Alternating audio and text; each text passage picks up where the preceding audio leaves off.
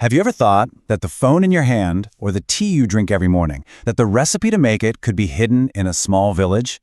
Seriously, today we're going to unlock all the big secrets of economics, not from some complicated textbook, but from the story of a simple, imaginary village in India called Palampur. So, let's dive in. I know what you might be thinking. One village in a whole country's economy? How? But yeah, absolutely. Just think about it. Palampur is a hypothetical village that's a perfect reflection of thousands of villages across India. It has farming, small businesses, a gap between the rich and poor, everything. By understanding its story, we can grasp difficult concepts like production, labor, and capital as easily as if we were listening to a story. It's literally a living, breathing laboratory for economics. So come on, let's go on a virtual tour of Palampur. We've got 5 main stops on this journey. First, we'll get to know the village.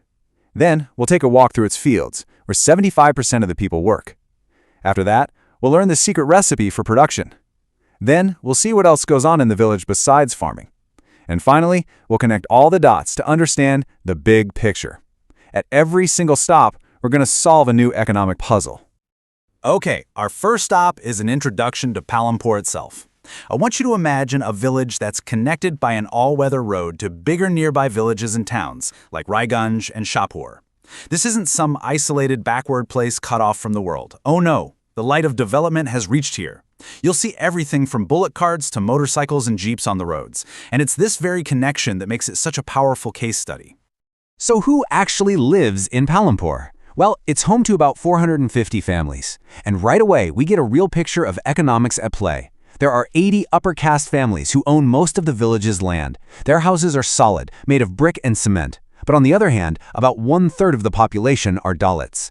These 150 families live in a corner of the village, in small mud houses, and they own no land. But what makes Palampur progressive is its infrastructure. Most houses have electricity, which doesn't just light up homes, but also powers the tube wells in the fields. For education, there are 2 primary schools and 1 high school. And for health, there are both government and private facilities. All of this, together, sets the stage for the village's economic activities. All right, now we're at the second stop on our tour, the heart of Palampur, its lifeline, farming. For 75% of the working people here, every single day begins and ends with the land. Their income, their food, their future, everything depends on agriculture. So let's go and see exactly how this economic engine works. And right here, we learn the first and most important rule of economics. Land is a fixed resource. You can't stretch it to make it bigger. Since 1960, the area of land under cultivation in Palampur hasn't expanded at all.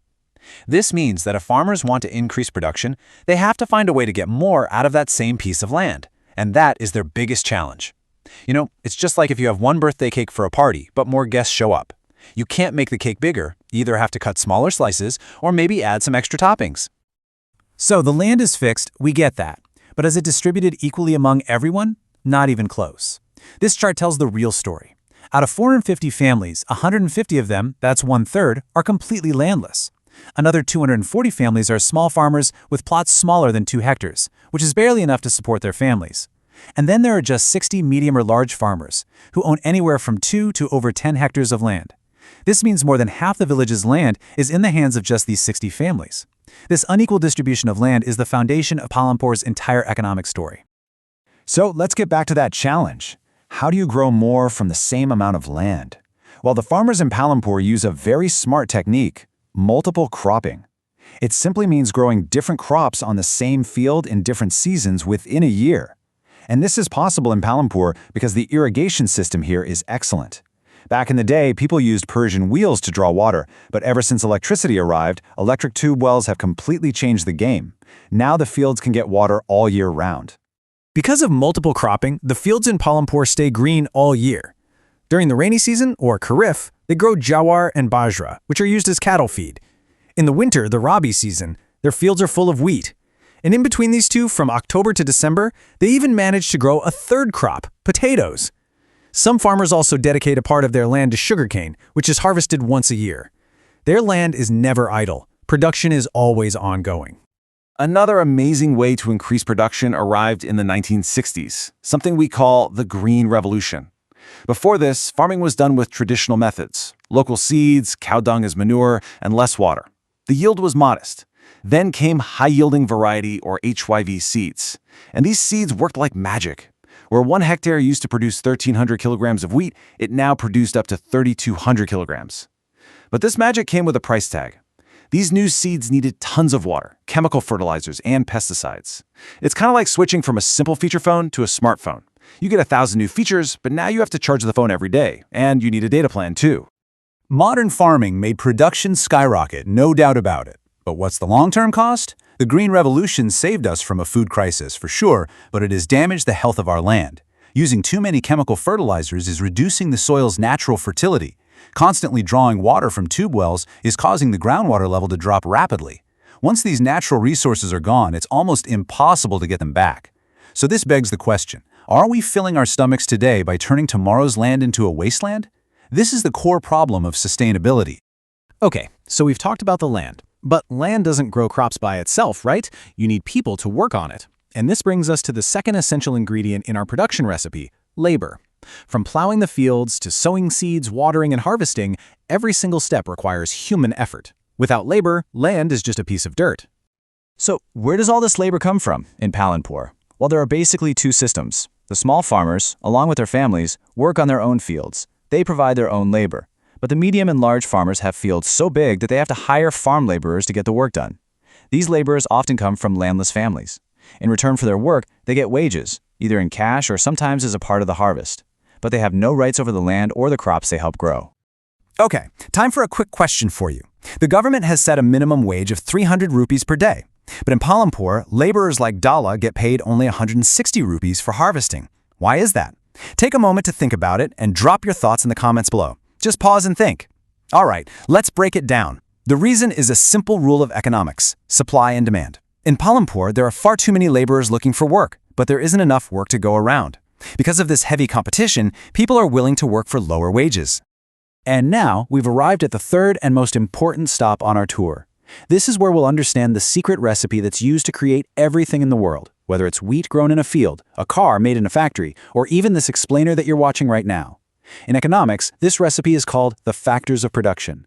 This recipe has a total of 4 ingredients. The first is land, which includes the soil and other natural resources like water, forests, and minerals.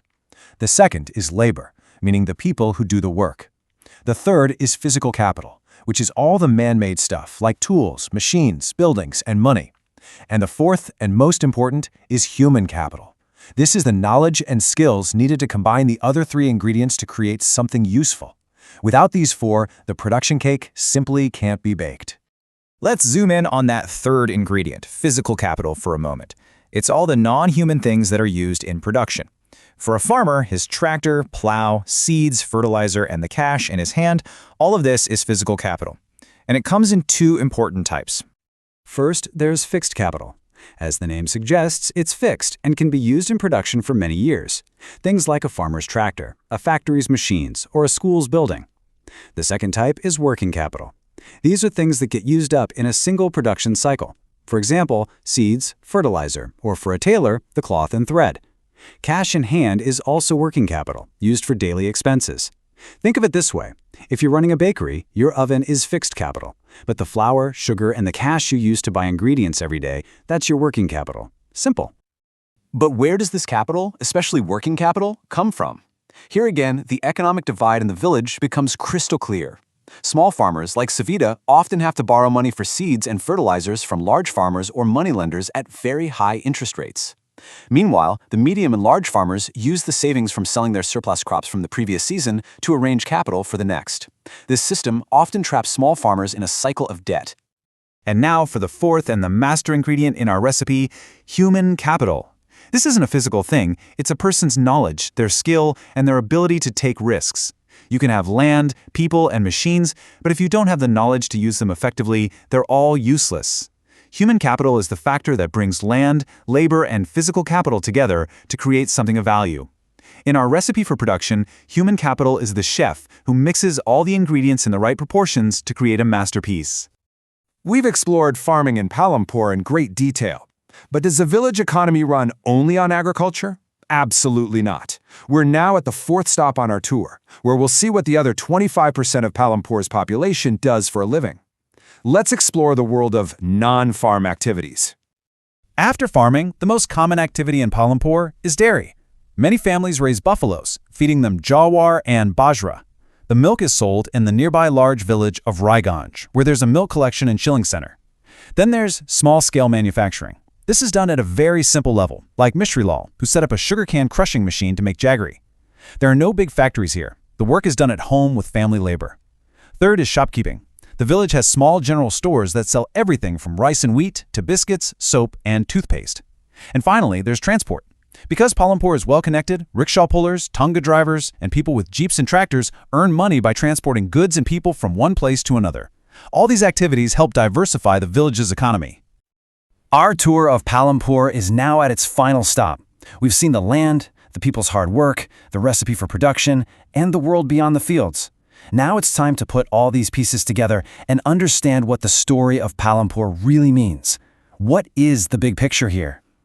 The entire story of Palampur revolves around these 4 factors of production. Everything is made from them. Land, meaning Palampur's fields; labor, meaning farm workers like Dala; capital, like the large farmer's tractor, fixed, and the seed Savita borrowed, working; and human capital, which is the farmer himself who uses his knowledge to decide which crop to grow. This is the universal formula of production, and it works everywhere, from Palampur to Silicon Valley. So why is all this important to know? Because the story of Palampur isn't just about a village, it's the story of our own daily lives. Just take a simple cup of tea.